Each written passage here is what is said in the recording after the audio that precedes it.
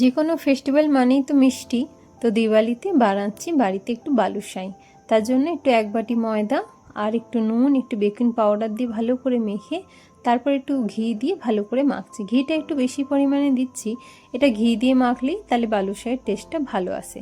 দেখুন এরকম হয়েছে। এরপর একটু জল দিয়ে মাখছি, তবে ময়দাটা একদম ঠেসে ঠেসে মাখবো না, জাস্ট একটু ময়দাটা পুরো সব এক জায়গায় জড়ো করার মতো একটু মাখবো, দিয়ে একটু 15 মিনিট মতো রেস্টে রেখে দেবো। এরপর বানাবো চিনির চাশনি। এখানে 1 বাটি চিনি আর 1 বাটি মতো জল আর একটুখানি এলাচের গুঁড়ো আর একটু কেশর ভিজিয়ে রেখেছি, সেটাও দিয়ে ভালো করে একটু চাশনি মতো বানিয়ে নিয়েছি। এরপর এইটাকে একটু ভালো করে গোল গোল করে একটু বালুশাইয়ের মতো শেপ দিয়ে একটু মিডিলটা একটু ছেদ করে তারপর এটাকে তেলে ভাজতে হবে। একদম হালকা তেলে ভাজতে হবে যাতে এটা পুড়ে না যায়। একদম হালকা তেলে ভাজলে তবেই ভেতর থেকে খুব সুন্দর ভাজা হবে। দেখুন একদিকটা ভাজা হয়ে যাওয়ার পর তবেই আমি এটা উল্টাচ্ছি, না হলে ভেঙে যেতে পারে। যখন এটা পুরো দুদিক থেকে ভালো করে লাল লাল করে ভাজা হয়ে যাবে, তারপর এটাকে তুলে একদম গরম গরম চাশনিতে দিয়ে দিতে হবে।